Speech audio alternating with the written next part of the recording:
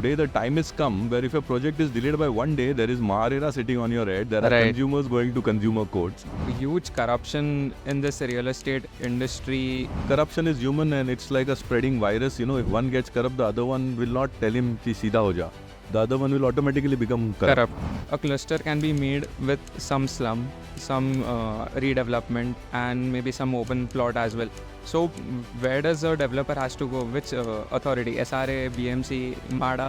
Regulations, it's like that matrix. Things just fall apart and you get to see the clear part of it. How do you want the Mumbai's real estate development? What we are doing now in 2020s or 2010s is what they did in 1960s, 1970s. Why can't the beaches of Mumbai have those blue waters coming into the shore like Andaman, like Nicobar? It can. This cannot be done by the citizen of India or Mumbai. It has to be done by the government. Hello everyone, welcome back to Speaking Real Estate podcast. Today with us we have a very special guest, Mr. Romesh Rao.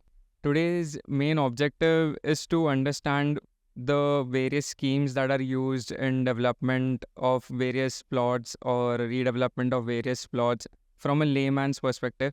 And it is going to be a difficult session for me because I lack practical experience in this and also something new which I will be learning about today. Great, lovely. Only thing, my brother is an architect. I am the consultant. I'm an engineer, lawyer, and a valuer. That's one thing. But having said that, yes, I and Milind together, we have an architectural firm.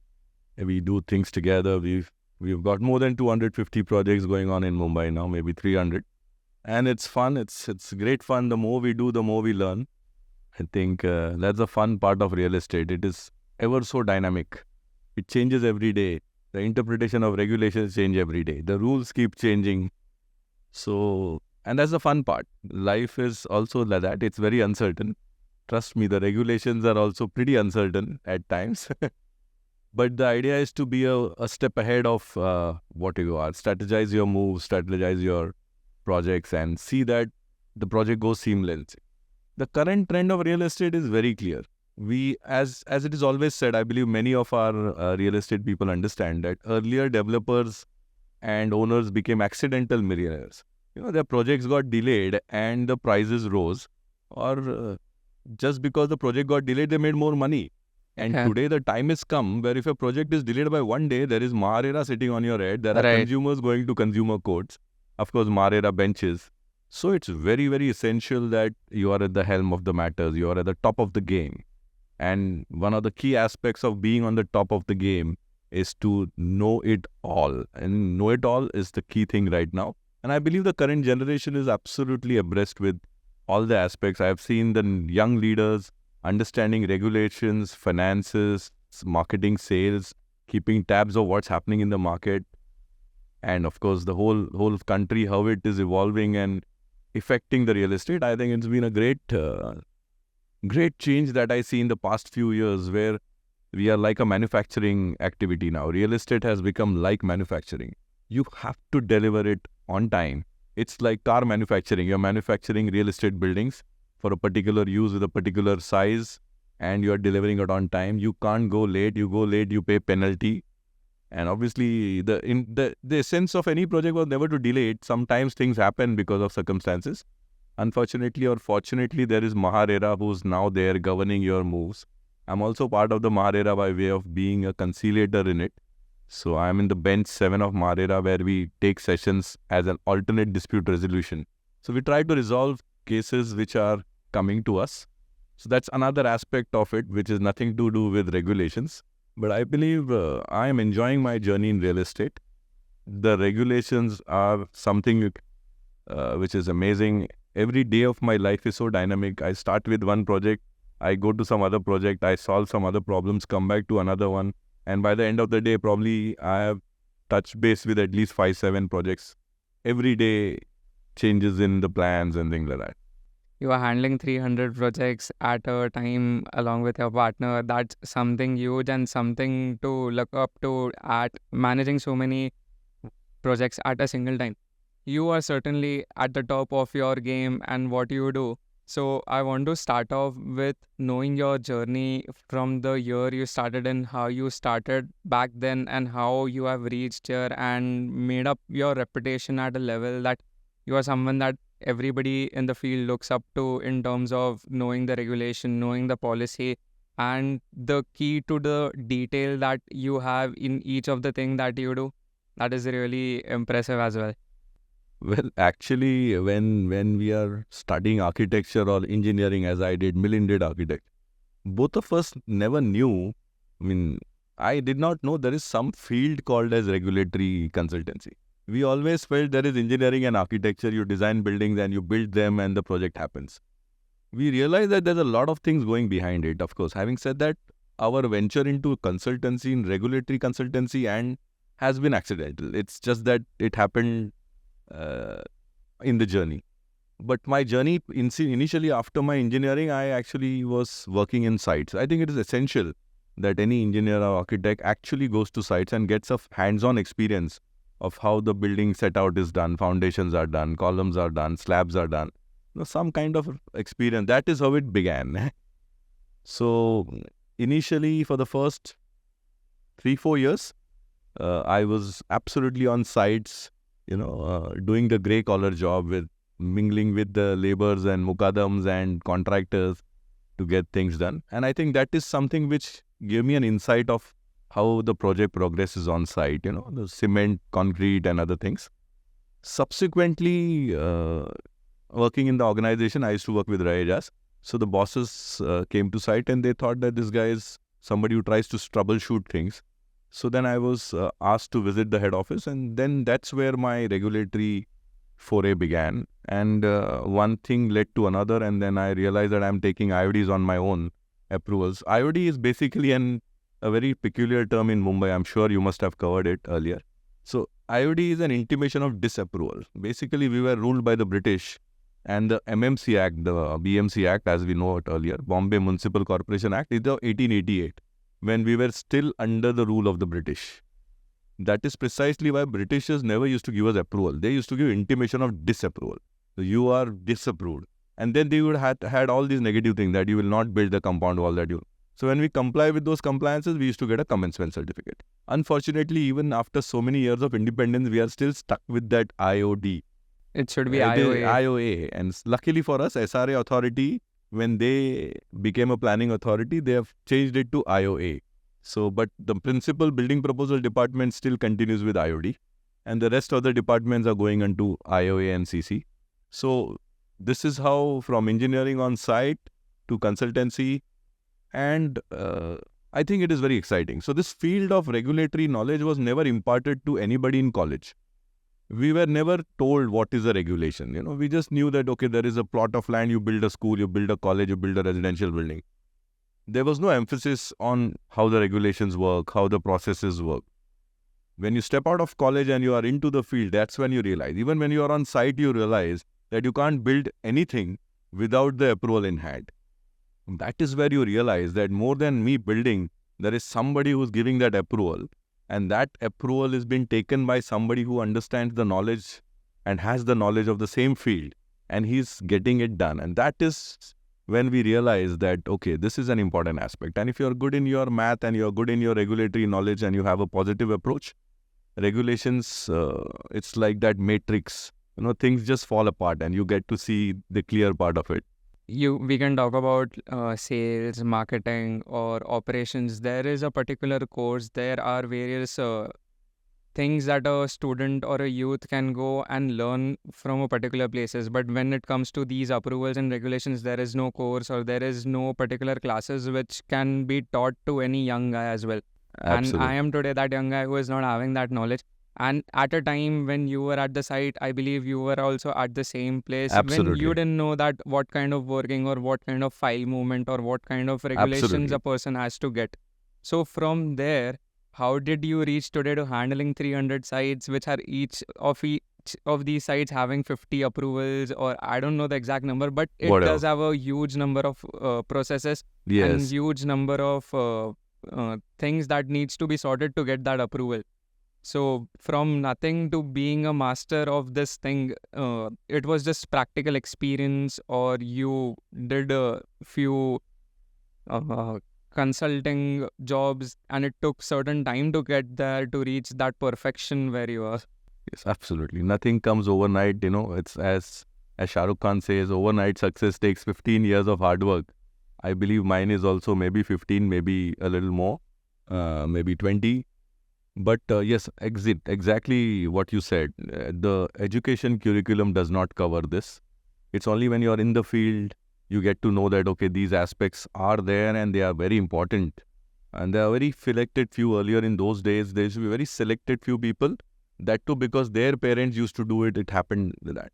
So for me also, I think when I was in the field, in the developers office, I realized that our consultant, so I always call Manoj Dubbal, who is the current president of PIATA. Incidentally, I am the vice president of PIATA right now. So he was the one who used to give guidance, and somehow through his teachings and his discussions, the interest in the subject arose. And today I walk a little behind him, and I'm very happy that we are both in the same thing. And PIATA is a body where we try to impart education, and we have held numerous lectures, but that's been principally more for troubleshooting of regulations. Of course, some of us from PIATA and also other organizations, we try to go to seminars and lectures imparting knowledge, but the knowledge of this regulations is so vast. And especially Bombay, the regulations are one of the most trickiest. In fact, I would say the Bombay regulations, especially Mumbai Corporation, is one of the most trickiest in the whole world. The reason being, Bombay is one of the oldest cities. You have tenanted premises, you have societies, you have slums, you have owner-occupied bungalows, you have societies mixed with tenants, you have reservations, you have structures on the road, you have CRZ, you have environment, you have the SGNP, Sanjay Gandhi National Park, now you have the defense lands. I mean, I can just give this list and this could go on for an hour. So many issues. You've got nalas passing through it, you've got water mains going below, you've got high tension going above. So a lot of these aspects have to be looked at whenever a development happens. So Bombay has a regulation for every such thing. You have to be clear on all these aspects. That's what makes the regulation difficult. And having said that, because of these numerous aspects of cessed category structures, tenanted, non-tenanted structures, society structures, the corporation has given FSI in a different way to such structures. So there is a different FSI to a different person. And now the new regulation, DCPR 2034, has brought in a very welcome change. It's made that the bigger the road, the more the FSI. That's a good concept per se. That if your road is wide, you can have more FSI. You have Hyderabad where there is unlimited FSI. And then we have Bombay where your FSI is a fraction of it. But having said that, fair enough, the Bombay city is already a very congested and densely congested area. You can't have one rule for all and you can't have all rules for one. It's very simple. But the regulations, that's why, are very complex. So you have 3 FSI for someone. Then you have Slum Rehabilitation Authority 4 FSI plus fungible for someone. Then you have commercial FSI more. Then you have society FSI with a little bit of incentive. Then you got projects with 6-meter roads where you don't have any FSI. How do you do that? So there are a lot of challenges, and I think somewhere in the guise of all these, the regulations are framed in such a manner that development happens. Because generally when you give a dolly to some particular case, there are some few cases which automatically get extra benefits.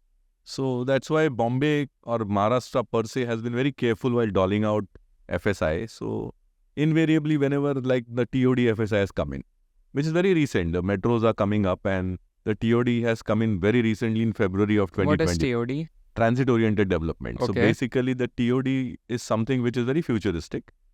It was there right from 2016 when the first metros were planned. So the idea of any major metro city is that decongestion. That's the idea. Basically what is happening earlier, Bombay city started with offices only in Nariman Point. Okay. So if you remember, our parents, grandparents used to travel from only in one direction. Everybody travels toward Nariman Point. Everybody traveled towards Nariman Point. That's how the lifeline Mumbai local is. Yes. Everybody travels only toward Nariman Point, and evening everybody traveled back home. Yes. So the people living around Nariman Point were the elite class. That's why you have the Mumbai city. And then the suburban, the Bandra and the Goregaon and the Borulis, and then the Mira roads and the Virars, and so on the eastern to Thane and then Kalyan. So the expansion has happened. Now what has happened is that people have realized that so much travel in one direction is foolish. This is not how cities are developed. Urban planners have realized that there should be one more center or multiple centers in business. Then came BKC. Andheri Kurla is an accidental commercial hub. Andheri Kurla was not supposed to be a commercial hub. It was never planned for a commercial hub. It's just that the factories in Andheri Kurla started getting defunct and they converted into commercial after 91. And these offices became flourishing because people did not want to travel to Nariman Point. So people from Borivali were happy to come to Andheri and work here. Now the next one is Goregaon, Mindspace. There is also offices coming up in Kandivali and Borivali. So now the city is getting a little decongested. And now we have these metro lines going all around the city. Now the idea is that metro lines, within 500 meters of metro lines, the corporation and the government wants to give you more FSI so that the people don't travel too much for their office or too much for the residence. So the travel distance from the metro station is least, FSI is more. So people stay within those 500 meters, a kilometer away from the metro. FSI is more, and this is how the city will start decongesting. The roads will get less clogged due to cars. People will start walking along and reaching their offices. I think this is a good sign. So the TOD is supposed to happen. Its suggestion objections is going on. It's already published and it's sanctioned. We just have to see that light of the day, which is the first TOD project. But I still feel it came a little late. The metros were already planned. You should plan the TOD at the same time when the metros are planned. But the development of those buildings also will take a few some of the buildings have already come up. Yes, and now exactly. we say TODs come. So they can't retrofit it. But nevertheless, der aaye, durust aaye, shuru to rehna chahiye. So it's a good thing. So TOD is something which is futuristic. Clusters are the next one. These two are the futures of, that's what I feel. Very nice rules, upgradation. Rules cannot be fixed. Things keep on coming. So in fact, we are thinking after all these FSI is exhausted, how will the city develop? So cluster is one aspect, but how else can the city do? Bombay cannot stop giving development anything. I mean, development will keep happening. FSI today is 4, tomorrow will become 10, then you'll make it 15. This is not the solution to Bombay city. You can't just give them more and more FSI. There has to be some systematic, strategic development plan, like Singapore was planned. And that's how the city can become more sustainable, better, and it will lead to great economic development and also great human development in terms of all aspects, I would say. Definitely. How you also earlier mentioned about Mumbai is a very vast city compared to any other city in India. And the kind of different variations of plots it is having, talking from SRA, redevelopment, MADA, slum, Sanjay Gandhi National Park. Coming to that gives out us the reason that there are so many different policies and regulations in Mumbai to cater to each of these, or maybe clubbing of these different sections. So further onwards, I want to move towards speaking about different schemes that are catering to different needs of the different plots.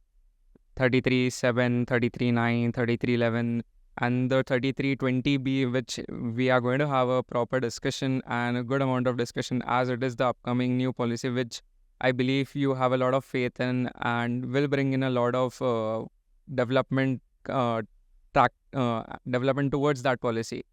We can maybe start off with 33-7A-B in western suburbs. Yes, I think it's a very interesting thing, as if you just compartmentalize development of Mumbai. Of course, we all know Mumbai is the slum capital, I must say. We should not say this. Someday it should go, the tax should go away. So most of the SRA schemes, and SRA schemes, as we know, can be developed only under the Slums Act by the Slum Rehabilitation Authority. There is a particular regulation for that. That is 33-10. So slum projects will all be developed under 33-10. Let's just keep them aside. So the entire slums have gone on one side. Now what remains? So the remaining areas are, yes, all development, Bombay being the oldest city, your buildings are all 30, 40, 50, even 70, 100 years old. So you have owner-occupied bungalows, you have structures, chawls, which are tenanted, pagdi, tenanted premises on a monthly rental. So these are 33-7A. So tenanted premises in the suburbs are under 33-7A. And of course, we know the society rules are of 1921. Then the next society rules are of 1963. So societies in Bombay also are a very old societies. These societies need to be given some incentive to redevelop. So the incentive to societies is 33(7)(b). The incentives to be given to the landowners to rehabilitate their tenants and make a new building and still make it feasible is 33(7)(a). These are the two key aspects, tenanted and society, which is how development is going on. But sometimes these projects are not feasible with the FSI that is available to them. So coming to 33(7)(a), we'll just go into a little bit of technical to make you understand that tenanted premises, there is one condition that the tenanted premises should be declared dangerous. Then only it is eligible for incentive. So अगर tenanted premises मजबूत है तो उसको incentive नहीं देंगे. Tenanted premises गिरने वाला है, गिर चुका है, तो उसको incentive है. So the incentive to tenants is 50% of their existing areas, which is nice. So if you are occupying, and also there is a minimum area to be given to tenants. 300. Residential, 300 square feet. Yeah, that's a norm now for everybody in SRA as well. So 50% of the area to be given to the tenants is an incentive which the owner or the developer gets, which is a good thing. So tenants have been given 50% incentive. Societies have been given 15% and 10 square meter. Now, I believe tenants are giving 50%. Society, I felt 15% was too less. Yes. Because some of the societies also are having a lot of extra FSI over-consumed. So they have consumed 1.4 Yeah. FSI. And if you give them 2 FSI, 2.5 FSI, redevelopment feasibility gets a bit dim. I mean, tenanted 50%, society 15%. This is the two lock. Sometimes it is not possible to develop some of these projects on the areas which are less profitable, like in Pali Hill, Bandra, or in Nepean Sea Road and the city, where the rates are very high, even a little bit of area suffices and makes the project feasible. But the same thing in some Davanpada area, which is not selling, or maybe I don't know, some of the weaker areas where selling is a little difficult, feasibility will not happen because your construction cost is the same. So that's why a certain new set of regulations are in place to be brought. It was always there in the regulation, 33(20)(b), and I always feel 20B is going to be brought at par with 33(11). We'll speak about 33(11) PTC. also, PTC schemes, which is under SRA. So 20B is which is augmenting the tenants and the society. So apart from getting your FSI, which is by the regular norms, you can also additionally avail FSI up to 4, which is a very good sign. In So 20B. 20B. So you can enhance your FSI from 2.2, 2.4, 2.5 to up to 4. Of course, there is a condition that the extra FSI, 50% you share with the BMC, 50% you keep for yourself, which is okay, which is a 50%. So your cost is only construction cost, you will get the incentive for that. Also, the government has given the liberty of clubbing it with some other scheme. The 20B 20B. scheme. So It's not possible right now, right? today it is to be clubbed only with another 20B B. scheme. Yes. And there is a condition that it should, wherever it is clubbed, it has to be given in a entire building should be given to the affordable housing, or entire wing should be given to, or the entire plot has to be given to affordable housing. So there is not a single scheme available in this whole city apart from the Oberoi clubbing scheme which has happened in the eastern suburbs. So there was a clubbing of 3 projects. So where one of the developers made all entire affordable housing in one plot, and he took sale in the other 2 plots because he had the liberty to have all the 3 plots with him. Not everybody has the liberty to have such large plots with themselves. So clubbing today is not feasible because you have to club with someone and he has to have the liberty to have the whole building available to give it. Today, the new rule which is proposed, and we have heard that it's going to come very soon. I believe whenever it comes, you should immediately have a podcast on that and explain to the people how the city can be better developed. So this scheme of clubbing will allow us to take affordable housing in any scheme in Mumbai. And we will give this area, instead of in our plot, we can give it in that plot. And we can make the feasibility of this project by enhancing the FSI to 4. So this 20B scheme is a fantastic. Even if you don't club it, by itself it is good because your FSI is enhanced to 4 only at a construction cost. Your construction cost would be 3,400, 3,000 rupees a square feet. If you are selling at 20,000 rupees a square feet also, even then you have some juice because for this area you're getting additional, exactly 1:1 incentive. And that also you are selling, that you will be selling at 20,000 or 25,000, whatever the So this scheme of 20B is something which is augmenting the existing non-feasible projects. I believe 20B scheme is really something which we should look forward to. There is currently a scheme very similar to 20B. In fact, 20B is going to be similar to that. So apart from 3310, there is one regulation 3311 which the SRA does. So there is a regulation in SRA which says, okay, bring your freehold property and you provide everything to PTC.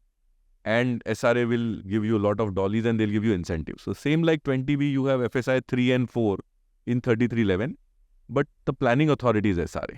Now, SRA is something which earlier people were reluctant to go to because, as the name suggests, it is a slum rehabilitation authority. People were reluctant, अरे SRA के building में खरीदेंगे कैसे flat? But there was always a rule where 3311 schemes were for private properties with sales.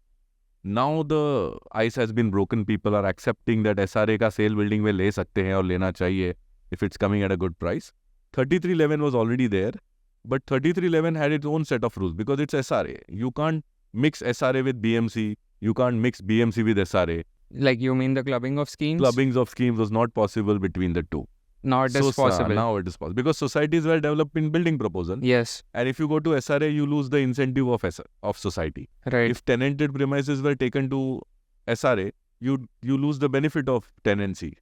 Got it. Then you go to SRA, you start from zero. Right. And you get 4 FSI, 3 FSI. But now if you go with 20B, you get all the benefits of tenants and the society. Apart from that, you get the additional 20B. This is something which is going to be a game changer for societies and tenanted buildings in Mumbai city. 20B is something which is exactly replicated as a 3311 model. So you are going to get your FSI on gross plot area, which means your FSI will be including the road setback, which is a nice thing. Your FSI deficiency in open spaces will be at 10%, which is a great thing. This is where we lose money. Your staircase premium will be at a fraction from the other. So these 2-3 extra incentives are making 3320B a very lucrative scheme. And I think the entire city of Mumbai is looking forward to 20B coming very soon. Also, apart from residential and tenants, there is a huge, as we discussed, commercial is also necessary for the survival of any city. So regulation 3319 is the regulation for promoting commercial. Government has brought in extra FSI for commercial. This commercial FSI comes at a cost, but FSI is huge. So FSI has been enhanced to 3, 4 and up to 5. So FSI for commercial on a larger road, SV road, LBS road, anything which is more than 27 meter is 5 plus fungible, 6.75. So that's a great FSI to be given to commercial because commercial offices actually give employment and somewhere it is leading to the growth of the city. So commercial, the only thing that is that in CBD FSI, your deficiency goes very high. Because if you go more FSI, you build taller and your open space goes higher and you pay more deficient. BMC and the government is also coming up with a rule. I don't know how many people would know. So the regulation 41 is the one for open space. So, and if you see, most of the commercial buildings are built on a glass facade, including the very building where we are sitting on. It is a glass facade building. We are not really looking forward to ventilation, etc. So the ventilation open spaces in Mumbai is huge. We need 12 meters open spaces for a 70-meter building. So the BMC has said that, okay, you are a centrally air conditioned and most of our commercial buildings are always centrally air conditioned. The reason being, it's so humid in the city, everybody is making commercially centrally air conditioned building. They have reduced the open spaces from 12 meters to 9 meters for an entire commercial building. This also would reduce your open spaces. So this regulation is, I have heard that it has been signed by the government and it is expected to come very soon. So a 32-meter commercial building, today the open space is 6.4 to 8 meters. Tomorrow it will come down to 4.5 meters. That will make it much, much more feasible.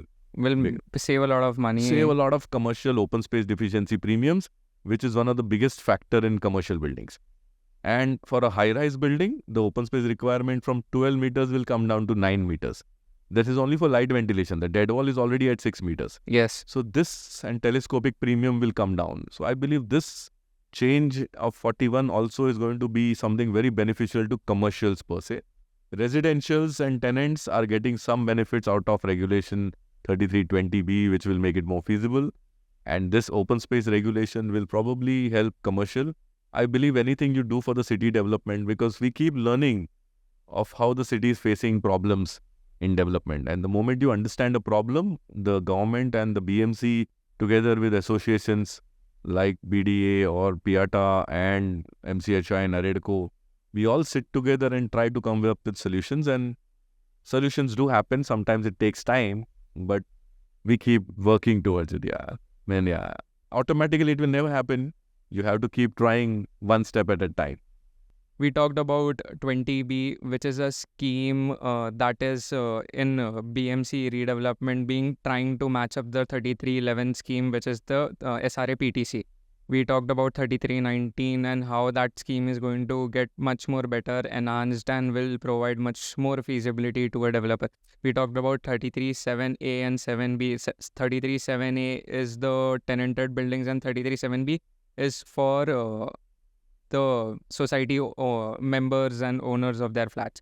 Now, talking about 337A and 7B, it is majorly for single standalone buildings redevelopment and looking at the development of our whole city and how many of the old societies having overconsumption of these FSI and not these buildings not able to provide a good standard of living, not able to provide the quality of amenities that big plots, open land plots are able to provide, which turned out to the birth of 33-9 scheme, cluster scheme, and I believe you had a huge role to play in that as well. So I would like you to decode 33-9 cluster scheme in a brief manner, which will help us know why the scheme is so much important at this point of time, and I believe it is the future of Mumbai Absolutely. city as well. I concur with your views, Krish. Absolutely, I would say it's the main point to emphasize. Initially, the cluster scheme came way back in 2009 and before 2009. The first scheme was approved. However, the feasibility, per se, initially I felt the government was very reluctant to give out FSI. On one hand, Hyderabad, which is a greenfield development, vacant lands, they were giving unlimited FSI. And we in Mumbai already developed with 1, 2, 2.5 FSI. We were being miserly on FSI. Why are we harping upon FSI? Why don't we look upon quality of life? And why don't we look upon infrastructure and other things, which is the key part? We are talking about the past. This is how the thought process was. Now the thought process has evolved. I believe the government, through its own thinking, have evolved. And I think the big breakthrough came in cluster in 2018 as cluster was promoted with some extra incentives. Even that incentive was less. And now in 2021 July, they made the LR, land rate to rate of construction. The incentive for redevelopment of cluster was enhanced a bit. And now we can see that from 2009 to 2018, if there were 5 clusters, from 2019 or 21, post 21 to 24 in 3 years, we have got an influx of 50 clusters. This is the change what government has brought in by just making it more feasible. If this would have happened earlier, it would have been a great thing. Now coming to the delay of cluster change, what has happened, and we all understand this as the youth and as the middle age or whatever, all the buildings have come up 70 meters depending on their civil elevation. So if you see isolation, you have standalone buildings popping out, every plot developing their own building. What is happening is that each of this building has its own water tank, it has its own firefighting system, it has its own resources. So you have multiple buildings, standalone pencil-thin buildings coming up on smaller plots because there was no incentive scheme available for them. So you used to club together 4 plots, there was no benefit. So they were happy to do their own plot building. So in the past 20 years, what has happened is that people have come up with these buildings and they are just standing alone with 21 meters. As you see, closer to the airport, we have the city in the center of the city, Bandra Jew area. So the height restriction between Bandra, Parla, Andheri is less. As you go towards suburbs and island city, the height is more relaxed. So this standalone pencil towers are not the need. The city has to be developed as a cluster. So these buildings have already been started and they have already completed with 2 FSI, 2.5 FSI. As you rightly said, societies are already developed with over FSI, with their own setback FSI. They are at 1.4. Their FSI feasibility is not there because all these old larger complexes had layout roads. They got the FSI of that. Each building is already standing on 1.5 FSI. Yes. How do you develop these buildings? 1.5 FSI, and your FSI today is 2.2, 2.5 at the most. And in Island City, it goes up to 3. But already 1.5 FSI is consumed. What will you give to the existing member tenant?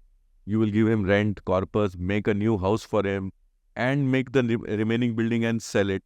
But with 1 FSI, you will not be able to sustain the project.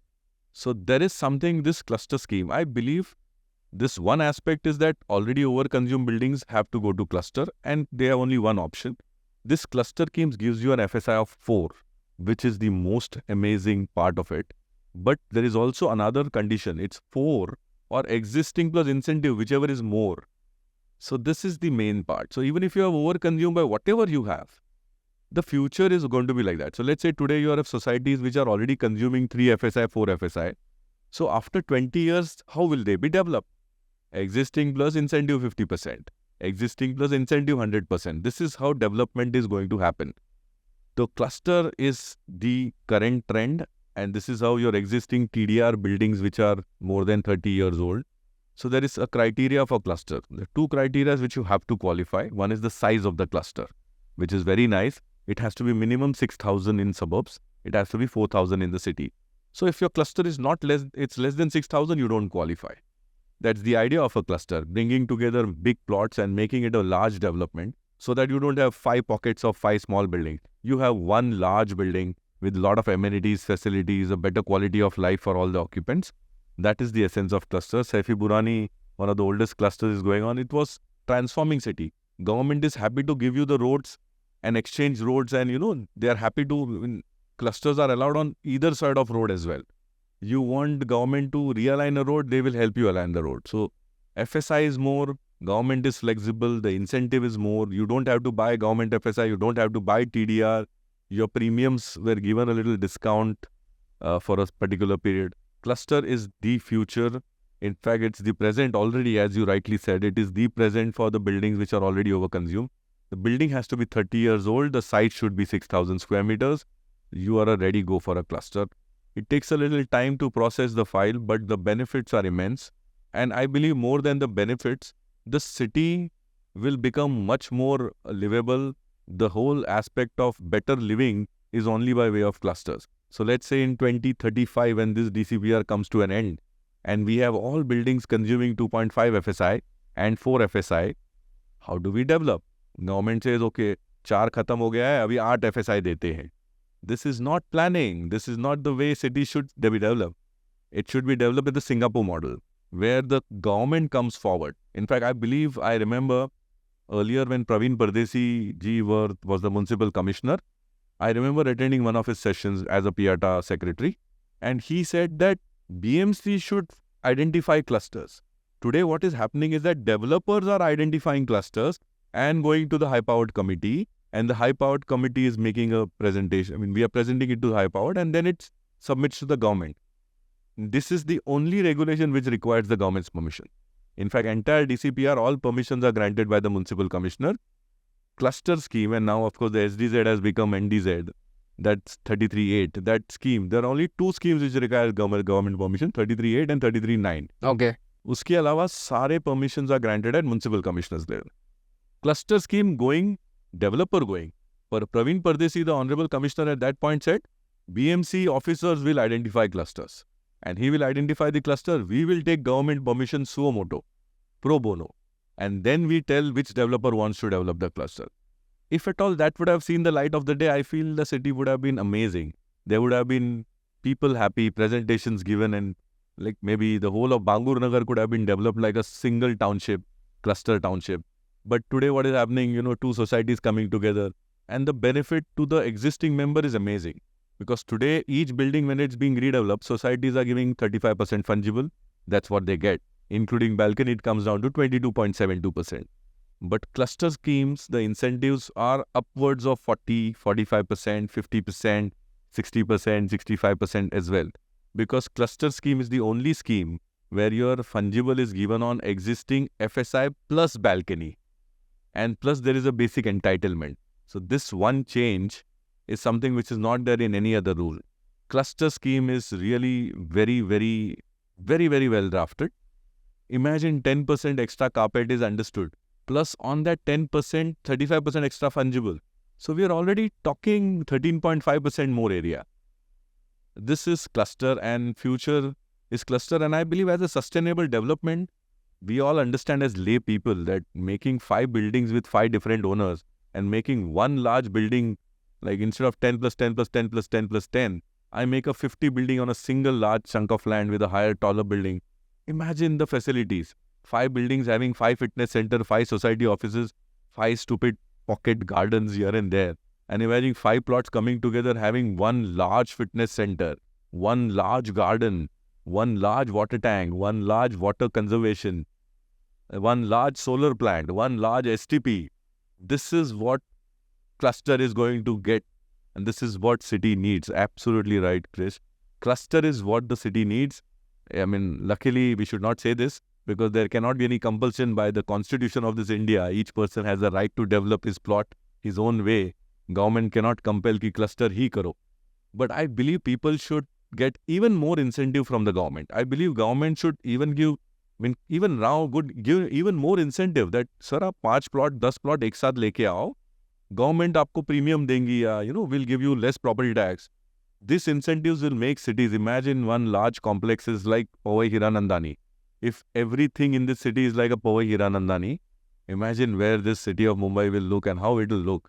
Today we have 50 small pockets of buildings coming here and there, and then one complex somewhere. So cluster, I believe, is something I'm sure will catch up soon by compulsion. Today it is by choice. But it's a matter of time in the next 10-20 years. Cluster is going to be the only rule. Of course, government and we as associations are trying to understand what other things as well. So we are, in fact, right now, I and Milind were sitting. In fact, Milind has already started his brain idea of thinking, Yomesh, after all these 11, 10 and cluster, etc., what other way of making the city better? And I think we'll come up with that and we'll have another... Definitely looking forward to... explaining how we feel, and of course through your medium we'll make people understand how we can make city better. So this one thing really touched me, that like 5 different buildings, 5 different leaders, instead of that just one building. And the thing is that it will be led by only one person, one developer. It always helps when there is a one person leading the whole thing. That is a small thing which I really liked when you said. Coming to, so clusters, if I am not wrong, a cluster can be made with some slum, some redevelopment, I mean the old buildings, and maybe some open plot as well. So where does a developer has to go? Which authority? SRA, BMC, MADA? Luckily, the regulation itself, in fact, good you asked this point. In fact, yeah, we missed out in the discussion.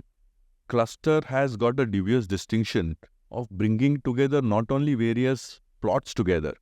It could be different scheme of plots also. So I could have one plot of tenanted, one plot of society, one bungalow plot, one industrial plot to be converted, one SRA plot. Only thing is that SRA has to be, there is a percentage. It cannot be fully SRA. It has to be minimum. They have a maximum criteria of SRA, 25%. I think it's 25-50% has been NR. उससे ज़्यादा SRA होगा तो आप SRA में जाओ, 3310. Because you anyway are getting 4 FSI there. If it is less and you got other, because the other plots cannot be developed under SRA, you come to cluster, we will allow some slums to be developed within the cluster. Because the whole scheme is that.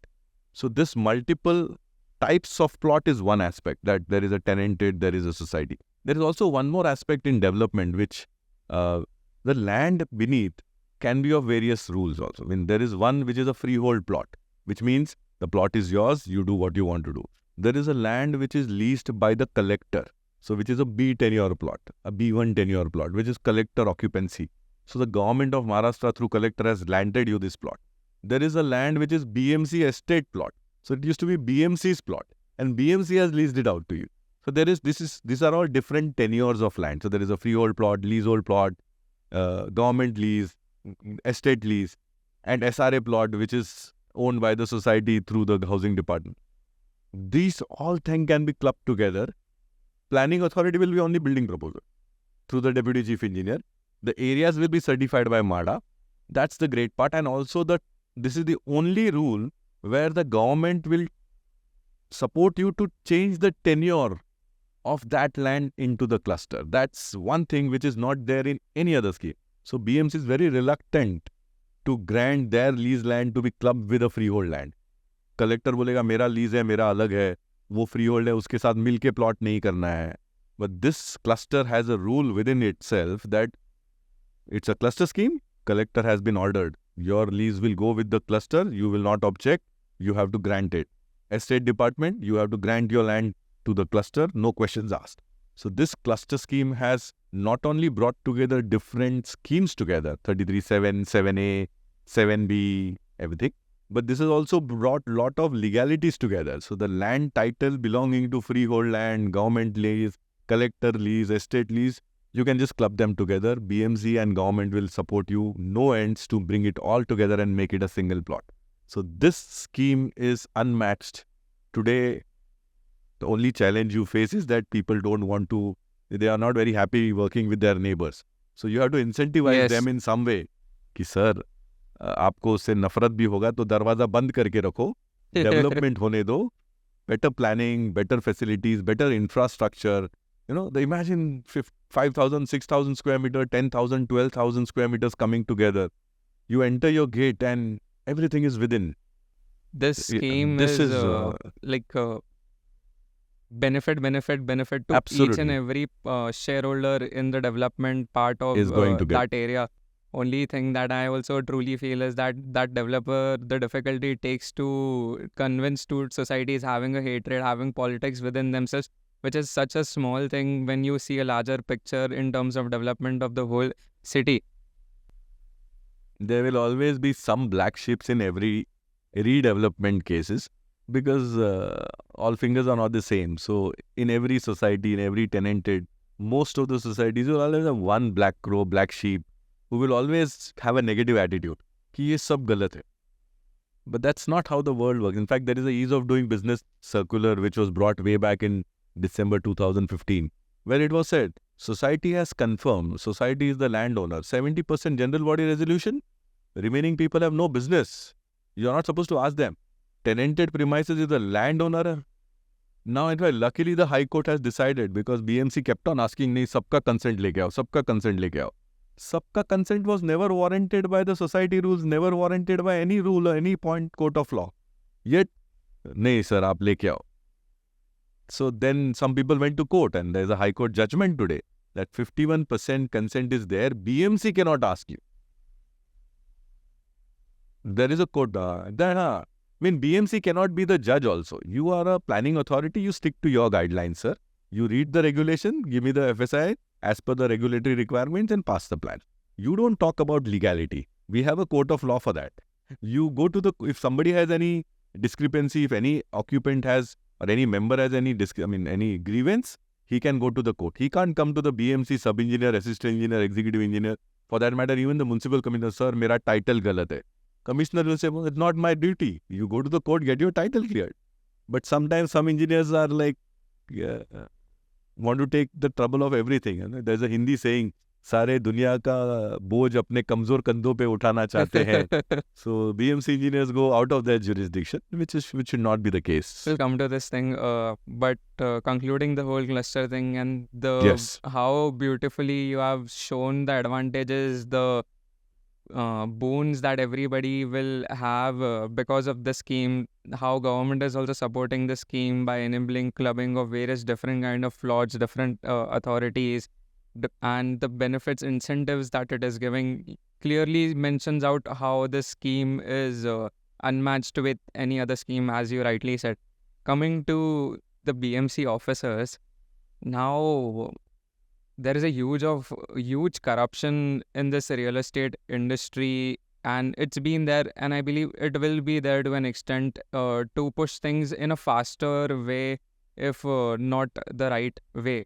But you have any suggestions on the current scenario on corruption in real estate industry? I would voice my say on it. The idea is that I feel corruption is human. Yes. It's not limited to real estate. It is probably there across all the sectors. All the sectors, absolutely. And corruption is human, and it's like a spreading virus. If one gets corrupt, the other one will not tell him, "Ki seedha ho ja." the other one will automatically become corrupt. Corrupt. So this is something which should be taught right from school, I believe. Ki somewhere this virus of corruption should be curtailed and eliminated. It will never be eliminated. It will always I remain feel because somewhere not only they are to be blamed, it is the other person who is Other giving person, also yes, is also is responsible, because sometimes even if it is done by them to faster the process of doing things, absolutely, even absolutely. if like sometimes the amount whatever X is there, it is given more or to enhance the procedure to make the procedure fasten. So it is a thing that everyone is responsible for, I feel. My say on corruption would be like initially corruption was never, it never started like a corruption. It's like some people, I think corruption comes out from the mentality of power, I believe. Somebody who feels that, okay, I'm in power. So it probably began way back when people used to happily give, okay, aapne mera kaam jaldi kiya, sir, thank you. It was a matter of like gratitude and a thank you note to be given to the officer. Ki, sir, thank you. And there were officers who said, nahi, main kuch nahi lunga. It was my responsibility. But some people were persistent and they went, ki, nahi, sir, aap lo hi lo. Because somehow he benefited and he got a little benefit which he did not expect. So when something went out of his expectation and somebody really went and did a good job for him, he offered in good faith, कि sir please लीजिए आप ये. And then somewhere ये please लीजिए से please दीजिए हो गया है. So please लीजिए has become please दीजिए, and along the years people have now demanding money. The sad part about corruption is that in the efforts to make more money, they portray what is right to be wrong. अरे नहीं ये गलत है, ये DCR में बैठता नहीं है. But whereas it was already fitting in the regulations. I have seen cases where something which is absolutely fitting in the jargon of regulations has been told that ये DCR में नहीं देंगे. Then this person unfortunately had to offer, sir क्या करने का बोलिए ना, आप ही बचाइए मेरे को. And then there is a price tag to it, and maybe. So this is something which is human, which cannot be done at lower level. It has to come from the top. But one of the other ways of dealing with corruption is that to make things transparent, make things online, makes things more, accountable. The reason being that things are online, you see systems online. So like for DP remarks, I don't have to interact with anyone. For TP remarks, I don't see that guy. For PCO payment, if payments are made online, if remarks are getting off online just on a click of a button, PR card is available at 135 rupees online. Imagine I had to probably pay 300 rupees taxi to go to a city survey office and then meet that guy, fill up a form, and he will tell me, abhi time khatam ho gaya hai, 2 baje ke pehle hi hum leta hai, tum kal aao. Then again 300 you spend, go to the next day. And then he says, okay, I'll take your form, abhi aap 4 din ke baad aao. Then 4 days later I go say, sir, aapka ready nahi hai, ab kal aao. So this whole process of delay becomes corruption. Sir, आपको क्या चाहिए बोलो ना, आप ले लो और मेरे को जल्दी दे दो. Bring me out of the misery of coming to you 4 times. This is where the corruption starts. So what did the government think? Okay, let's eliminate this process. Let's make it online. So this PR card being online, I click a button, pay 135 rupees, print out, digitally signed, job done. One way of curtailing things would be to make everything digitally online. This is the government to do. It is not somebody like a common person can do. A citizen cannot do that. He can ask the government to insist that. But certain processes in real estate, because real estate is a bread butter industry, so is industries, certain things need human interference. There are certain things where it is inevitable that you go and explain things. It is inevitable that where you'll have to go and meet a person, tell him what it is, and make him and convince him and put it forward. This is where there would be a little element. But the idea is that you can eliminate corruption, at least bring it down to a great extent. So make systems online, bring it down to an extent where minimalistic things are happening. Accountability of person who is refusing something without any reason, he should be caught hold. If there is some person who is giving a frivolous condition, so a person should very happily tell, कि अच्छा आपको लगता है DCR में नहीं, आप लिख के दो. You give it in writing and give it in 1 hour, कि why you want to reject. And if that is found to be wrong, then that person should be found to be incompetent in that post and he should be removed from that post. Right. This kind of fear will make the people more accountable. They will not bring out points which are unfrivolous. Then corruption would gradually come down and probably someday in life we'll go towards elimination of it. However, being humans, I believe that is something which cannot be eliminated, but we should definitely work towards it. And I'm sure that with the digitization and transparency, things will reduce. Including, we are talking about building proposal development. We are talking about BMC giving contracts of road, footpath, stormwater drains, and things like that. Everything should be digital. It should be accountable. There would be some retired officers or maybe some retired people in some association who would track it and probably tell the BMC, sir, aap ye galat kar rahe ho ya. Somebody should point it out and it should be rectified. It will take some time, I believe. All the generations together should come together and try to reduce it initially and target. You cannot expect that kal subah se koi corruption nahi hoga. It will not happen. Your vision cannot be unrealistic. You should work towards it. It will, and I'm sure that India will get there, and India should, because the way we are progressing, there's a lot of dynamic changes. So I am being very wishful and I'm very optimistic. It's already reduced to a great extent after EODB and online. Yet there are some black sheeps, but there are always officers whom we can go to and talk to and get it resolved. We have to make it a little more robust. That's And all. I really believe in your idea of digitalizing, which will help in reduction of this thing to a very good extent. And yes, it will take time. Coming to, you draw a lot of inspiration from Singapore in terms of how the city that has been developed since past few decades. I would like to know your thoughts. Where do you see and how do you see or how do you want the Mumbai's real estate development, maybe in comparison to Singapore or any other abroad city where you would draw inspiration from? I believe we are one of the consultants, or we are very small players. The government of India, the government of Maharashtra already are thinking about what will happen after 20 years. So we have to give it to the government.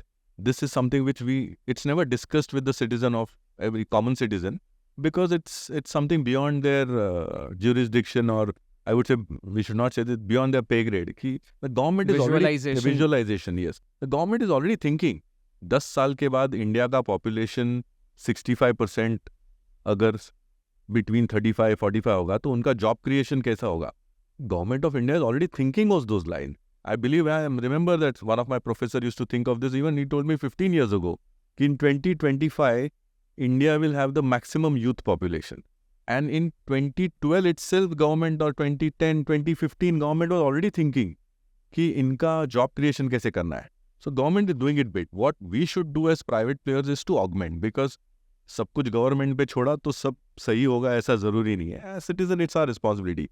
Coming to the Singapore model, I believe Singapore model is the most suitable for us because Singapore was exactly like Mumbai. Oh, What Mumbai has evolved from 1960 to 2025.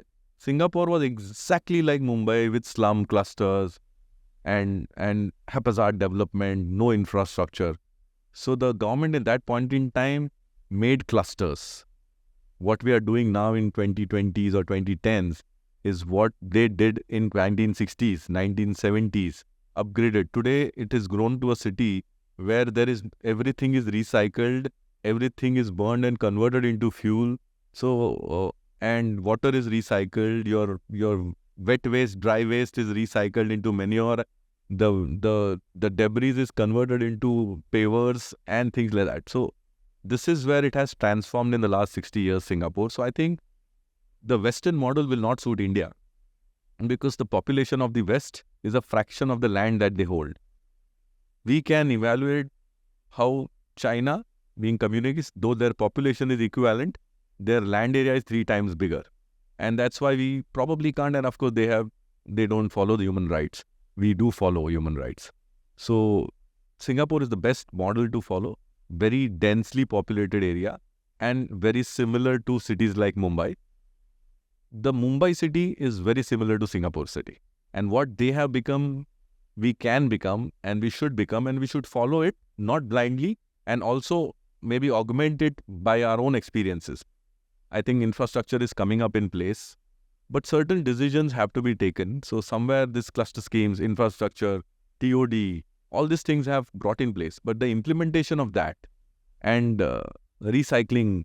So one thing I would like to tell you, Chris, is that after my engineering, when I did my LLB, I firmly believe every citizen of this country should have some basic knowledge of law, Constitution of India, because we should know what is our right to life, right to sustain, right to environment, right to good air, right to all those aspects of, there is something called as rights. There is something called as fundamental duties of a citizen of India also.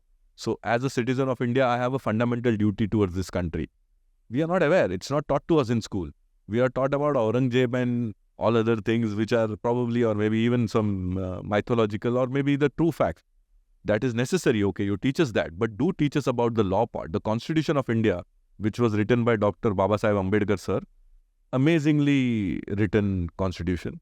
Fundamental duties of a citizen. We should just not only say Jana Gana Mana, but we should also understand what is my duty as a citizen of India. What is my right as a citizen of India? So that people don't fool me as a citizen of India. ये आपका right नहीं है, आपको ये नहीं मिल सकता है. No, under this constitution section 19, it's my right to do this. Under this fundamental duty section 48, this is what I understand. So this legal knowledge is when I came to know that, okay, when we are doing real estate projects, so there is something called as Environment Protection Act. We have CRZ NOC.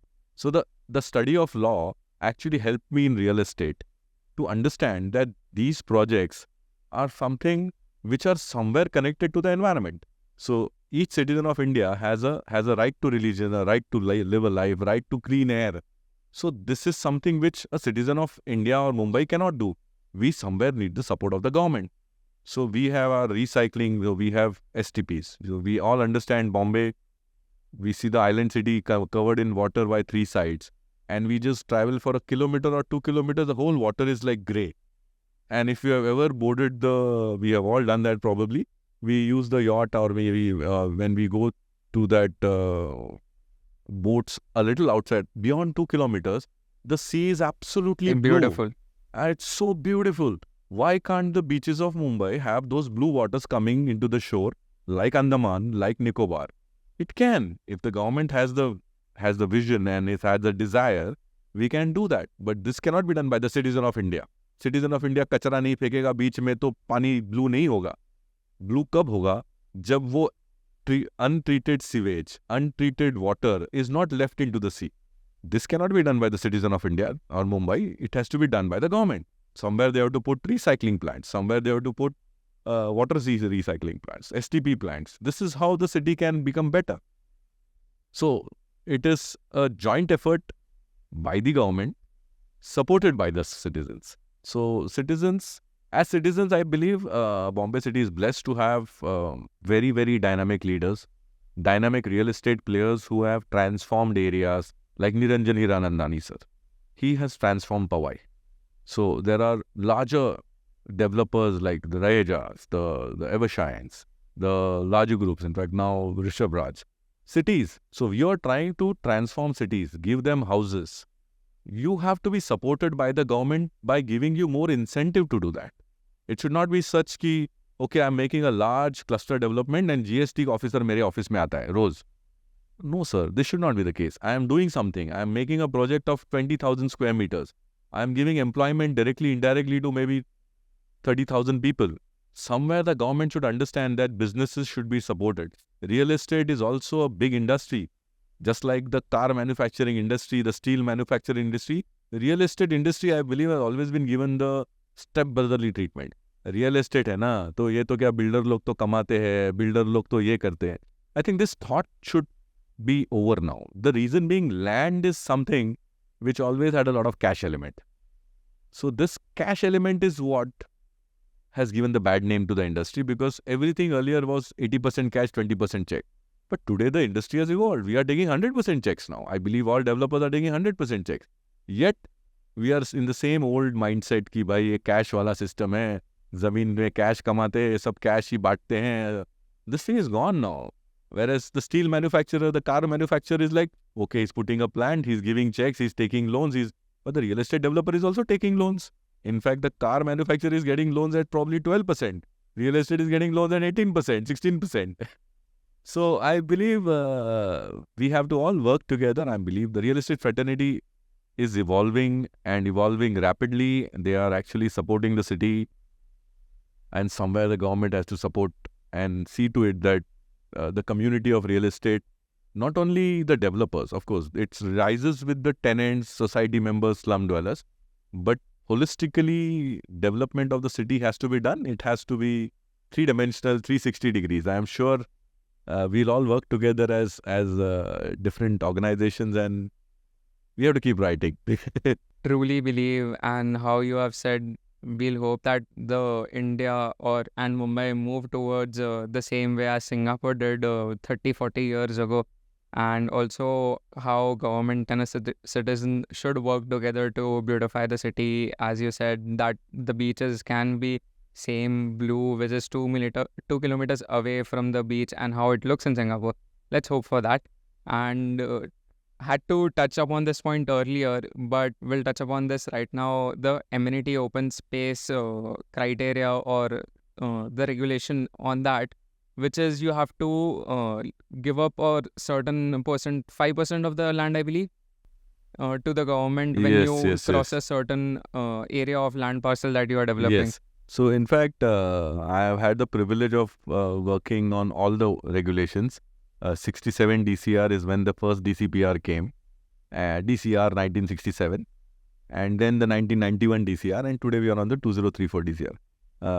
Since you asked this question, I'd just like to tell you how not only greed is on both sides, developers and tenants, members, societies, landowners, factory owners, and the government also. 1967 DCR, there was no amenity requirement. No amenity at all. कि आपका plot है, आप road layout road बनाओ, garden दो, 15% for all more than 3,000 square yards, and do what you want to do. Of course, there was no conversion of land from industry. So 91 DCR is the first time TDR rule came in, and the rule of conversion of industrial to commercial residential also came in, because factories were getting closed. In Bombay City, factories don't survive. That time in 91 DCR, 20,000 meter, 20,000 square meters and bigger lands were considered as big lands. So 20,000 square meter land is there. So if a development in residential and commercial zone, 20,000 square meter used to come, he was supposed to give 5% amenity. Which means on a plot of 20,000 square meter, people used to give only 5%, 1,000 square meter amenity, and on 1,000 square meter amenity also you could do a milk booth and etc. etc. So regulation 29 of 1991. Now, those days larger layouts were there, and we actually happily gave amenities. We gave roads and other things. Now in 2034, government से 4,000 metre के ऊपर की जमीन होगा, तो आपको that way they have graded it. So 4,000 square meter land and above, you give 5% up to 10,000. Beyond 10,000, you give 10%. So if your plot is 20,000 square meter, so for the first 10,000 you give 5%, 500, and for the remaining 10,000 you give 1,000, 1,500. So this percentage of amenity is substantially increased. The challenge is that 5,000 meter के plot को भी आपको amenity देना है. It's not a big plot. 5,000 square meters is a tiny plot. Cluster भी नहीं होता है उसमें तो. So you are asking me to give you amenity. Carving out a amenity is one aspect. You carve it out and give it to government. Government may make a garden there, a substation, whatever. The second part is I lose FSI of it. The owner of the land is giving away an amenity and he is getting TDR of it. He is losing the potential of FSI. So this was something for residential and commercial. You are losing land. Man, it's like आपसे हाथ भी ले लिया और पैर भी ले लिया. बोला अभी cricket Khelo. It cannot be. So land was given away, FSI was taken away, and you used to get that 200% TDR आप ले लो as a consolation prize, and you develop your building. So now luckily I think last year a regulation has been brought in, suggestion objection, that okay, government, you are taking land, fine. आपको लगता है 4,000 metre के ऊपर land को amenity देना चाहिए, 5% amenity, beyond 10,000 10% amenity आप ले लो, बट उसका FSI हमको दे दो, because I am giving something to the city. If a developer or a landowner or a society is giving land to the city should actually overcompensate the guy कि आप 1,500 metre की जमीन आप हमको दे रहे हो गार्डन बनाने को, तो हम आपको क्या दे सकते हैं? It should be that way, other way around. So now the government has come up with the rule, though this amenity will be physically given, the developer can take FSI including the amenity. So at least some consolation has been given. Yes. कि भाई तुम्हारा FSI loss तो नहीं हो रहा है. And if it is, he also has an option of taking 200% TDR if he chooses to go to the net plot area. So it's not that government is giving you a flexibility कि आप या तो net plot पे लेके 200% TDR ले लो या gross plot पे पूरा FSI लो, but जमीन हमको देना. So this amenity part is 14A, which is for residential commercial. There is something called as 14B, which is for conversion of industrial lands to commercial. वो land is 14B, उसमें ये नहीं दिया है. वो आपको 20% रेडी रेकनर का पैसा भी देना है और आपको 10% एमिनिटी देना है. There is no 5-10% over there. It is up to 20,000 then. So 14B is for industrial conversion. Okay, you're converting industry to residential. That's a 14B amenity. But for residential commercial zones, this amenity has been modified. Earlier, we used to give amenity also, lose FSI also. But there is also a caveat that if you bring 4-5 plots together, there is no amenity required. If each of the plot is less than 4,000. But that's another thing. But this amenity part, I believe government has taken a good stance. So somewhere the government decisions are also evolving and making things more feasible, more proactively better. I think that's the way to go.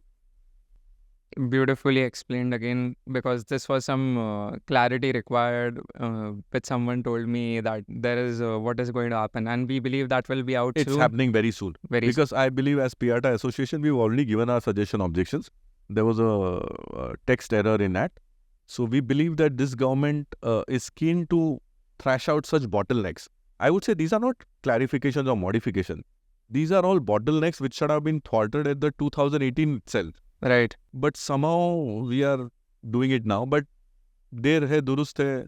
Let's get this thing sorted, because these are causing a lot of hardship to societies, to owners, to developers, because it's not making things easy and feasible. Definitely. Really thankful for this whole time of yours, starting from your educational journey, telling the importance of the 3-4 year site experience to how much 10 to 15 years it takes to master a thing. Moving ahead, explanation of all the schemes, 7A, B, 9, 11, 20B and 19 as well. Then understanding the future of real estate, how we can draw inspiration from Singapore to make this city beautiful. The corruption part, how digitalization can help in removal or at least lessen the amount that it is happening today. And finally, the open space scheme thing as well. Commercials for commercials only. Yes. Really thankful for your time, and I am taking back a huge amount of learnings and understanding with me today, and I believe I'll come to you again and again to So, understand various things, and happy to host you again anytime in future Absolutely. for understanding more things for people's requirement as well.